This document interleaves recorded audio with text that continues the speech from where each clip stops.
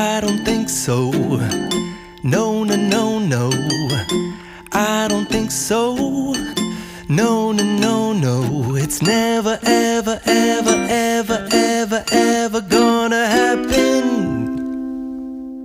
Olá, sejam bem-vindos a mais o Império das Aspas, um podcast de queira Deus literário, onde eu vou pôr a minha língua por extenso, que não é coisa que nem edifica nem destrói, para fazer jus à expressão do Machado de Assis. Chamo Roberto Gamito e assim manter-se-á, pois não fiz nem faço intenções de cometer um crime que me obrigue a mudar de nome de terriola de coordenadas, sendo que o mercado da habitação, por vezes, faz nós, criminosos, mafiosos, a andar de um lado para o outro. Somos forçosamente nómadas num mundo de sedentários cognitivos.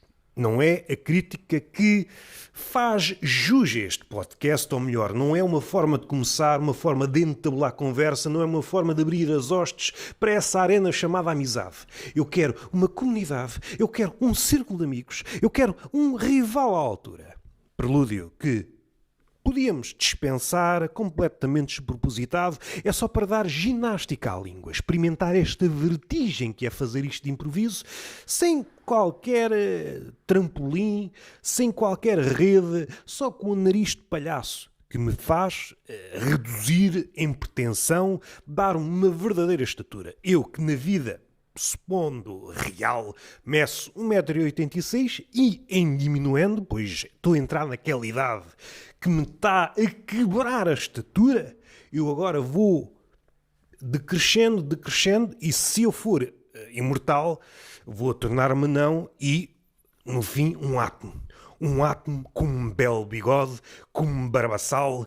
Eu sou o meu próprio cosmos. Há quem diga, como Walt Whitman, eu sou uma legião e eu digo, eu só quero é estar quieto em casa. Se eu fosse uma legião em casa, então, às tantas, parecia um imigrante que tinha, como é que se costuma dizer, imigrado à procura de uma vida melhor e descobre qual Ulisses ou Odisseu que não há vida melhor e depois o que nós pretendemos o resto da vida é o regresso e chegamos a Ítaca novamente e percebemos que o regresso é impossível. Não nos podemos banhar na mesma cidade duas vezes.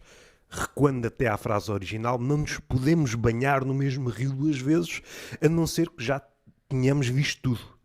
E aí, para um sujeito eterno, há a possibilidade de todas as moléculas de água se reunirem. Ai, eu não verbalizei corretamente. Ai, eu sou mente capto. Esta cognição não está à altura do meu pensamento, que é manco. Mas não é para aí que nós queremos ir.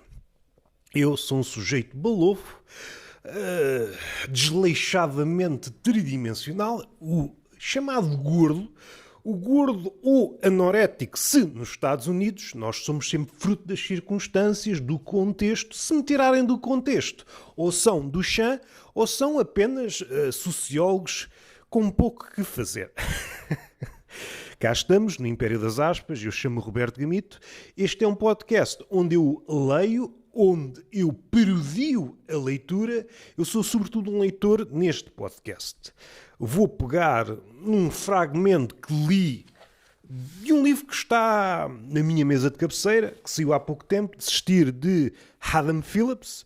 Segundo que o livrinho não conhecia, é psicanalista e professor convidado do departamento da Universidade. Isso não interessa. Às tantas parecemos um podcast formal de 30 minutos em que os primeiros 25 é para biografar pomposamente o participante, de facto, e que não deixa de ser contraditório. Nós não passamos cartão, se fôssemos empregadores ou trabalhássemos nos recursos humanos, nós vemos um currículo e fugimos. O currículo é o mais desdenhado dos flyers. O flyer ao pé do currículo é algo que nós queremos ter em casa. Não sei se estão a par. E depois, em situações, vemo-nos. Vocês querem ouvir uma mini palestra, uma apresentação de um livro de um autor que vos diz muito. E os primeiros 20, 30 minutos é ouvir o currículo do escritor, que vocês nem têm forma de aferir se é verdade ou não. E mesmo que seja verdade, é de um desinteresse. Vocês que tinham problemas a dormir, e que bela soneca, 30 minutos, curei das insónias. Mas, voltando ao livro, puxo aqui de uma situação, calha a ser situação e citação, perdoem-me a dislexia, mas a dislexia é a verve, é a vontade de fazer trocadilhos. O disléxico foi o primeiro trocadilhista. Não sei se vocês estão a par. Aliás, o Fernando Mendes só é Fernando Mendes graças aos primeiros disléxicos. O disléxico, se quiserem, é um comediante incompreendido.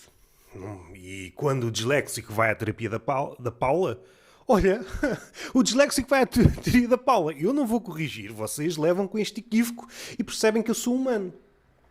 Isto surpreenderia a minha mãe e pessoas com as quais eu convivo diariamente. O quê? O Roberto é humano? Falha? Meu Deus!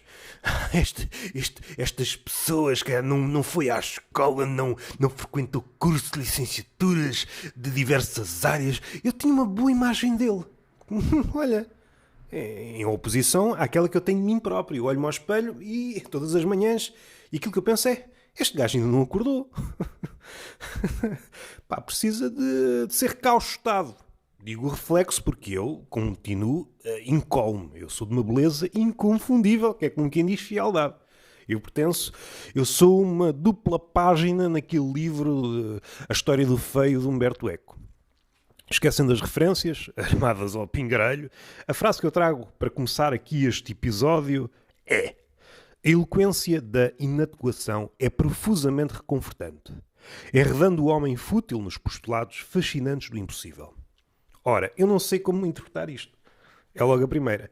Mas há uma eloquência na inadequação. Transportando isto de forma mais comezinha, nós, em situações reais, situações do cotidiano, de resto de chão, não é um cotidiano com vias a transcender-se, de ser plasmado ou ser recaustado em poema, livro, nem é sequer aquele registro de romance autobiográfico, nem está nessas alturas. É uma coisa muito sem pretensões. Nós, em situações em que nos deslocamos de um cenário que nos é confortável para algo ligeiramente novo, nem precisa de ser exótico. Dou-vos um exemplo. A vossa namorada, o vosso namorado, é uma relação recente, apresenta-vos a amigos dela, não é? Seria engraçado. Roberto, vou apresentar-te os teus amigos. Epá, se calhar ainda causar-me ainda mais desconforto. Porra, eu nunca estive nesta situação. Caraças, uma crise de ansiedade. Mas essa situação de estar em contacto com um bicho que abunda, que é o ser humano, mas um bicho que é especial. Nós queremos dar uma boa impressão e nós conhecemos-nos. Eu já me conheço há muito tempo, infelizmente. E sei que sou uma pessoa... Sou um homem sem qualidades. A minha vida é escrita pelo Roberto Musil. Não é nada, senão era uma coisa interessante e é completamente desinteressante. Nós sabemos que de uma forma ou de outra vamos estar à prova, mas isso não pode estar à flor da nossa cognição, não pode estar à tona do nosso pensamento. Temos de recalcar, caso contrário, ou seja, o dançarino não pode pensar na dança enquanto dança. O dançarino dança e, a posteriori, se quiser, faz uma exegese daquilo que acabou de acontecer. Caso contrário, se nós insuflamos a dança, a coreografia de legendas, vamos emparrar tudo. Nós, quando fazemos a coisa, depois logo pensamos na coisa. Se quisermos pensar antes, pensamos. Pomos a coreografia em câmara lenta, porque aí é uma altura para decompor a coreografia. Mas quando é para dançar, é para dançar. Não é para, um gesto da mão agora mais para cima. A não ser que seja uma espécie de meta-dança, mas a meta-abordagem é sempre cansativa. Eu acho um pouco a par da ideia do David Foster Wallace, a meta-abordagem, seja ela meta-literária, meta-comédia, meta, é sempre uma forma do medo de se manifestar. É um medo que nós temos em relação ao objeto. E então o que nós fazemos é procurar uma abordagem que já alguém teve em relação, por exemplo, a uma maçã. Mas uma maçã normalmente não tem garras. Mas é só para vos dar este exemplo que já dei em alguns podcasts, o Tortuga Mentiroso, o Túnel de Vento, ou um tigre, se quiserem. Um tigre, se vocês estiverem em contacto com um tigre, mete medo. Se tiver uma espécie de grado, ou isso é uma espécie de meta-abordagem. Aquele tigre não é bem um tigre. Um tigre enjaulado é meio tigre. E então se vocês abordarem a abordagem de outro gajo que está a ver um tigre, então esse tigre vai se diluindo na distância. Todas as coisas à distância são um ponto, ou então nem isso. Mas um ponto pode ser todas as coisas. Se vocês forem em direção ao ponto, adotarem uma postura romântica, eu quero aproximar-me do objeto, esse ponto vai quebrar-se. Ou seja, na distância é um ponto, é um casulo. À distância todos nós estamos dentro de um casulo e não temos uma forma definida, somos todos iguais. É uma população de pontos. Ao aproximarmos-nos, esse ponto ganha formas, ou então é apenas um ponto. Porque raio é que estava um ponto à distância? Tem grande visão. E aí é que o medo começa a ganhar afeição, começa a decorar-lhe as formas, os dentes, a fome, e às tantas sabe a biografia da fome daquele animal. No entanto, a meta-abordagem vai no sentido contrário. A meta-abordagem é uma das disciplinas do cinismo. É a procura da distância em relação à coisa. E o que é que por vezes sai daqui? Há uma espécie de sofisticação, ou melhor, uma aparência de sofisticação é adotar a distância. E aqui até podíamos usar de forma assim repentina. Há um livro que eu estou a ler que é A Emancipação do Espectador. E logo no início ele dá o Rancière, salvo erro. Também não, agora de improviso não vou buscar o livro. Eu quero é que se lixem. Eu quero é que quero é que os portugueses se... Não deixa de ser engraçado, uma personagem como o César Monteiro às vezes é só recordada por isto. É o país que temos, são as situações que temos, e é uma situação e outra vez impor uma dislexia numa coisa completamente desnecessária. Aliás, o podcast, façamos aqui um à parte, uma matriosca de à partes. A gravação de podcast e outros conteúdos digitais que podem ser analógicos, se eu atirar este microfone à parede, provoca aqui uma situação. Agora é uma situação, não é uma citação, a não ser que eu cite esta situação.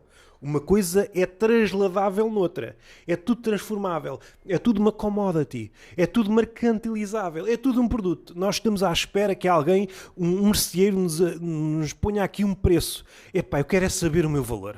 E depois a dualidade, a polissemia do valor e por aí já a tese, etc, etc. E nós não temos cabeça para isso. O que importa referir é que em situações ditas normais, eu nunca tive... Olha, e agora... aqui um tropeço. Nunca tive muitas dificuldades em pronunciar o meu nome. Não há assim. Eu recordo na escola, mesmo em situações mais ou menos nervosas, Roberto Camito, como é que te chamas? Acabaste de dizer o meu nome. Nem vou referir, senão posso me enganar. Mas não há assim muitas vezes que nós tropecemos a dizer o nosso nome. É algo que não é estrangeiro, não é alguém que chega aos 50 anos. É verdade, nunca pronuncia o meu nome. Como é que se pronuncia? Normalmente não é essa dificuldade. Mas assim que se avizinha o microfone perto dos nossos lábios, ai meu Deus, será que eu sei pronunciar o meu nome? E aconteceu. Antes de eu começar a gravar, eu disse, Império das Aspas, não sei dizer o meu nome. Uma pessoa com 40 anos, com cursos tirados, com livros lidos, com pessoas na sua vida e outras, é uma espécie de... eu vi numa alfândega, há pessoas a entrar, há pessoas a sair, há pessoas dentro de caixas, há pessoas e fora de caixas, porque eu às vezes dou-me, infelizmente, com empreendedores, e de repente não sei dizer nada. Há um microfone e esse momento podia ser capitalizado por terapeutas da fala. O terapeuta da fala tinha uma espécie de sensor. Assim que se aproximava um microfone perto da boca de alguém, ele estava lá e a pessoa...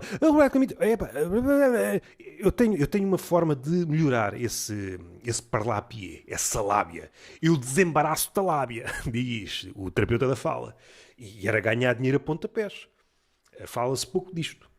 Fala-se pouco, se calhar fala-se muito, só que não se percebe. Bela piada de improviso, rapaz! Sigam-me nos outros podcasts, Tertúlio de Mentirosos, onde converso com outros comediantes, Túnel de Vento, onde eu faço comédia a solo. Enfim, não é para fazer produção, não é para fazer produção em massa de conteúdo, nós estamos aqui é para falar de improviso. E esta vertigem agrada. Não vou editar nada, vocês levam com os meus erros, tal como se fossem namoradas ou amantes da minha voz. Há quem diga que tu tens uma voz muito bonita. Desconfio. E avancemos aqui. Freud falou de uma versão daquilo a que chamo Continua no mesmo livro. Freud falou de uma versão daquilo a que chamo aqui o desejo de desistir como sendo o instinto da morte. Para além do princípio de prazer, escreveu, fomos levados a distinguir duas espécies de instintos, daqueles que visam conduzir a vida à morte, e por outro lado, os instintos sexuais que visam e asseguram a renovação da vida. Segundo Freud, neste livro, para além do princípio do prazer, nós somos disputados por duas pulsões antagónicas. O desejo da vida e o impulso da morte. E depois desdobra... Eu acho que é uma forma... Freud, sobretudo, criou mitologias, formas, palavras. E a partir do momento que temos palavras, já temos qualquer coisa para falar. E isso diminui o medo. Ainda que, porque, segundo a perspectiva do David Foster Wallace, a metacomédia, o cínico palrante, que não para de palrar, quanto mais fala, mais visível fica o medo. O silêncio também tem isto. Por isso não sei até que ponto esta ideia de que a palavra ajuda a suprimir o medo, e afastei o microfone para falar melhor, não foi para que se ouvisse pior, foi para falar melhor. Por isso estas ideias são contrastantes. A palavra ajuda-nos a suprimir o medo, no entanto, é no silêncio que nós estamos em contacto connosco próprios e é aí que atingimos uma espécie de tranquilidade à prova de bala. Passa a brincadeira linguística. E isto interessa muito. Mas voltando à frase de Hugh Kenner, The Invisible, do poeta invisível T.S. Eliot, a eloquência da inadequação. Eu sou grande ídolo... Agora não sei falar, peço desculpa, vou terminar o podcast. Eu creio que sou inadequado e numa situação em que não estou à espera, e por vezes é assim à queima-roupa, não é um planeamento, mas isso às vezes também não nos serve de muito. Continuamos inadequados, só que temos mais tempo para ficarmos ansiosos. E agora posso planear a minha ansiedade a 15 dias. São formas de estar. Somos arrancados do nosso contexto habitual, da nossa caverna, do nosso ermitério. Agora és obrigado a conviver com duas pessoas com as quais nunca conviveste. E temos de parecer normais, sendo que a normalidade é uma ficção. Somos atirados e das duas uma, ou é constrangimento atrás de constrangimento, só aparentemente é que falamos o mesmo idioma, mas não nos percebemos, temos visões do mundo contrastantes e não há nenhum ponto em que possamos convergir, ou então a coisa dá-se. E a maioria das vezes a coisa dá-se. E percebemos que todas essas ficções de desastre, vou ser desadequado, e vocês suaram. Que às vezes até pergunto, porquê é que estás a suar? Eu sou um maratonista e vim daqui e acabei de correr e vim para aqui. Mas porquê é que não estás de calções? Não, eu corro encasacado. Eu sou gordo, eu preciso de emagrecer, eu corro encasacado. E a ansiedade é mesmo uma espécie de sacerdotisa de Delfos que não sabe nada da nossa vida. Nós não sabemos bem o que somos. Planeamos muito, fazemos cenários onde saímos sempre por baixo, mas na prática nós safamos. Nós somos um bicho que estamos bem adaptado a quase tudo. Este foi o Império das Aspas. Continuo a ler este livro Desistir. Deu-vos aqui uns lamirés sobre outras coisas que eu estou a ler. Emancipação do Espectador, que provavelmente é o livro que eu estou interessado. Este livro começou muito bem, mas eu estou a perder o interesse. Já não falta muito, de 40 páginas. Não sei se foi o ambiente em que eu estava a ler numa pastelaria. Não sei se desistir e pastelaria convivem no mesmo pensamento. Não faço ideia. Este foi o Império das Aspas. Perdoem-me os equívocos, é de improviso, não há cortes. E vemo-nos no próximo. Até à próxima. I don't think so. No, no, no, no. I don't think so. No, no, no, no. It's never, ever, ever